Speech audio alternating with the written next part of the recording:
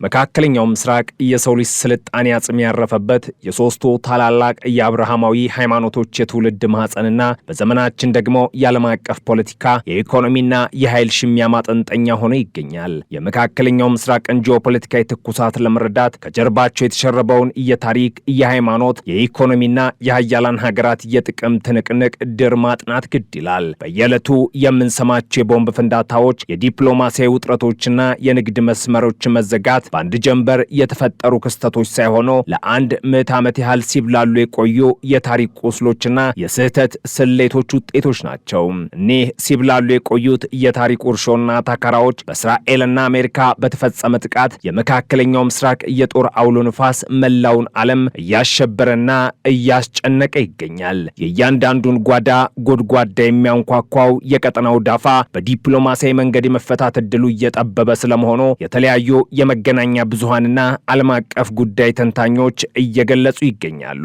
የኢራኑ የውጭ ጉዳይ ሚኒስተር አባስ አራክቺ ሀገራቸው አስፈላጊ ሆኖ ሲገኝ እንደምትዋጋና በሚያስፈልግበት ቦታ ሁሉ እንደምትደራደር ገልጸው ይህ አካሄድ ለሀገሪቱ ዲፕሎማቶችና ባለስልጣናት የተሰጠ ቁልፍ ተልዕኮ መሆኑን አስታውቋል። አራክቺ በቴህራን በተካሄደና በአሜሪካ እስራኤል ጥቃት እንዲሁም በሄሊኮፕተር አደጋ በቅደም ተከተል ሰማዕት ለሆኑት ለሁለቱ የቀድሞ የውጭ ጉዳይ ሚኒስትሮች ካማል ካራዚና ሁሴን አሚር አብዱላሂያን መታሰቢያ ስነ ስርዓት ላይ ከአጠቃላይ ስርዓቱና ከዓላማዎቹ ጋር በሙሉ በቅንጅት እንንቀሳቀሳለን ብለዋል። የውጭ ጉዳይ ሚኒስትሩ የሁለቱን ቀደምት ሚኒስትሮች ትውስታ በማውሳት ሙያዊ ስነ ምግባራቸውና የሞራል እሴታቸውን አድንቀዋል። የሪፐብሊክ ፍላጎቶች በዲፕሎማሲ በውይይትና በድርድር መስክ እንድንገኝ የሚጠይቁን ከሆነ የጦር ኃይሎች ሀገርን ለመከላከል በሚታዩበት ልክ በተመሳሳይ ጥንካሬ እንቀርባለን ሲሉም አክለዋል። በተጨማሪም የውጭ ጉዳይ ሚኒስትሩ በአገር ውስጥም ሆነ ከሀገር ውጭ ለሚያገለግሉ ዲፕሎማቶችና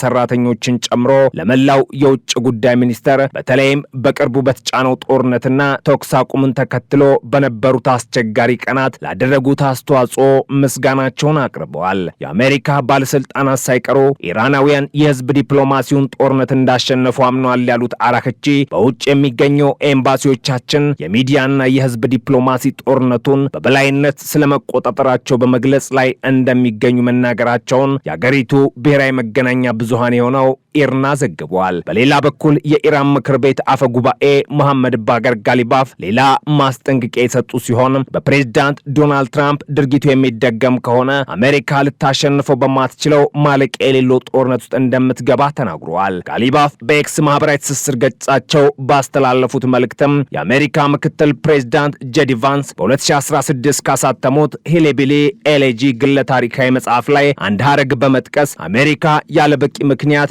ጀምራቸዋለች ባለቻቸው ጦርነቶች የገጠማትን ውድቀት አመላክተዋል። የኢራን ምክር ቤት አፈ ጉባኤ ትራምፕ አስጀምረውታል ባሉት ጦርነት ሳቢያ አሜሪካውያን ዋጋ መክፈል እንዳለባቸውም አስረድተዋል። ይህንን የጦርነት ነጋሪት የሚመስል ንግግር አፈ ጉባኤው ከተናገሩም በኋላ የአሜሪካው ፕሬዝዳንት ዶናልድ ትራምፕ በኢራን ላይ የከፈቱትን ጦርነት በዘላቂነት ለማቆም ለሚደረገው ዲፕሎማሲያዊ ጥረት አንድ የመጨረሻ ዕድል እንደሚሰጡ ተናግረዋል። ፕሬዝዳንቱ ድርድሩን በመጨረሻው ምዕራፍ ላይ የሚገኝ ሲሉም ገልጸውታል። ትራምፕ ለጋዜጠኞች በሰጡት ቃለ መጠይቅ ላይም ጦርነቱ እልባት እንዲያገኝ አንድ ዕድል እንሰጠዋለን፣ ምንም የምንቸኩልበት ምክንያት የለም፣ ብዙ ሰዎች ሲያልቁ ማየት አንፈልግም ነው ያሉት። በማዕከልም የኢራን መሪዎች ለህዝባቸው ደህንነት ሊያስቡ ይገባል፣ ህዝቡ እጅግ አስከፊ በሆነ የኑሮ ሁኔታ ውስጥ ስለሚገኝ በአሁኑ ወቅት በኢራን ውስጥ ከፍተኛ ቁጣ ተቀስቅሷል ሲሉም ተሰምተዋል። በሌላ በኩል ደግሞ የቀድሞ የፓኪስታኑ የሀገር ውስጥ ጉዳይ ሚኒስተር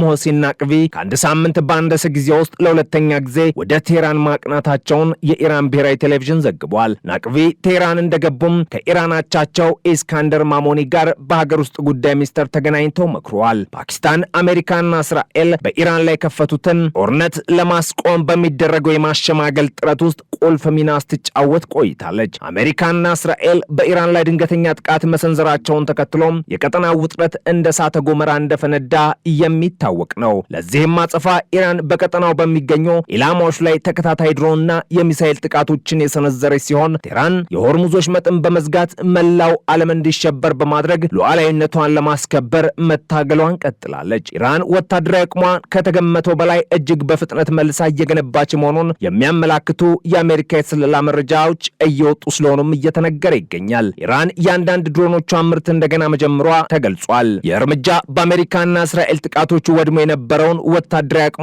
በፍጥነት መልሳ እየገነባች ለመሆኑ ማሳያ መሆኑን ከአሜሪካ የስለላ ግምገማዎች ጋር ቅርበት ያላቸው ሁለት ምንጮች ጠቁመዋል ሲል ሲኤንኤን ዘግቧል። አራት ምንጮች እንደተናገሩት የኢራን ጦር መጀመሪያ ከተገመተው እጅግ በፈጠነ ፍጥነት ራሱን መልሶ እያደራጀ መሆኑን የአሜሪካ የስለላ መረጃ ያመላክታል ተብሏል። የወደሙ የሚሳኤል ማስወንጨፊያዎችንና ቁልፍ የሆኑ የጦር መሳሪያዎች ማምረቻ አቅሞችን መተካትን የሚያካትተው ይህ የወታደራዊ አቅም ዳግም ግንባታ ፕሬዚዳንት ዶናልድ ትራምፕ የቦምብ ጥቃቱን ዳግም የሚጀምሩ ከሆነ ኢራን በቀጠናው ላሉ አጋሮች ከፍተኛ ስጋት ሆና እንደምትቀጥል ያሳያል ሲል ዘገባው አክሏል። በተጨማሪም የአሜሪካና እስራኤል ጥቃቶች የኢራንን ወታደራዊ አቅም በረዥም ጊዜ ውስጥ ምን ያህል አዳክመውታል በሚለው ጥያቄ ላይ ዳግም ጥርጣሬ ጭሯል። የተለያዩ የጦር መሳሪያ አካላትን ምርት እንደገና ለመጀመር የሚወስደው ጊዜ ቢለያይም አንዳንድ የአሜሪካ የስለላ ግምገማዎች እንደሚያሳዩት ከሆነ ግን ኢራን በ6 ወራት ጊዜ ውስጥ የድሮን ጥቃት አቅሟን ሙሉ በሙሉ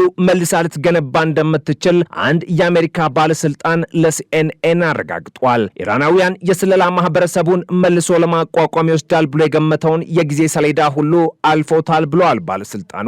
የድሮን ጥቃቶች በቀጠናው ለሚገኙ አጋሮች ልዩ ስጋት ናቸው ያለው ዘገባው ጦርነቱ ዳግም የሚቀሰቀስ ከሆነ ኢራን በእጅጉ የተዳከመውን የሚሳኤል ማምረት አቅሟን በበለጠ የድሮን ማስወንጨፍ አቅም ልታካክሰው ትችላለች። ይህም በሁለቱ የጦር መሳሪያዎች ርቀት ውስጥ የሚገኙትን እስራኤልንና የባህረ ሰላጤው ሀገራትን ማጥቃት እንድትቀጥል ያስችላታል። ፕሬዚዳንት ትራምፕ ሁለቱ ሀገራት ጦርነቱን ለማቆም ስምምነት ላይ መድረስ ካልቻሉ በኢራን ላይ ወታደራዊ ዘመቻቸውን ዳግም እንደሚጀምሩ በተደጋጋሚ ዝተዋል። ከምንጮቹ አንዱ እንደተናገረውም ኢራን ከተጠበቀው በላይ በፍጥነት ራሷን መገንባት የቻለችው ከተለያዩ ምክንያቶች አኳያ ሲሆን ከነዚሁም መካከል ከሩሲያና ከቻይና የምታገኘው ድጋፍ እንዲሁም አሜሪካና እስራኤል ያደረሱት ጥቃት እነሱ የጠበቁትን ያህል ጉዳት አለማድረሱ ይገኝበታል ብለዋል። ለአብነት ያህልም ምንም እንኳን አሜሪካ ባደረገችው ተከታታይ የባህር ላይ እገዳ ምክንያት መቀነሱ ቢገመትም ቻይና በጦርነት ወቅት ለኢራን ሚሳኤል ለመስራት የሚያገለግሉ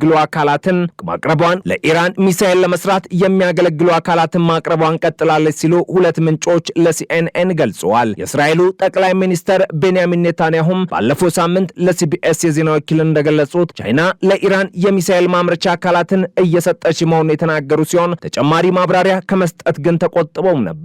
የቻይናው የውጭ ጉዳይ ሚኒስተር ቃል አቀባይ ጎጂያኩን በጋዜጣዊ መግለጫቸው ላይ ክሱን ያስተባበሉ ሲሆን በእውነታ ላይ የተመሰረተ አይደለም ሲሉም አጣጥለውታል። በሌላ በኩል በአሜሪካ እስራኤል ጥቃቶች ከፍተኛ ጉዳት ቢደርስባትም ኢራን አሁንም የባለስቲክ ሚሳኤል፣ የድሮን ጥቃትና የጸረ አውሮፕላን አቅሟን ይዛ እንደምትገኝ የቅርብ ጊዜ የስለላ ግምገማዎች ያመላክታሉ። ይህም ማለት የጦር መሳሪያ ማምረቻ አቅሟን በፍጥነት መልሶ የመገንባት ስራው ከባዶ የተጀመረ አይደለም ማለት ነው።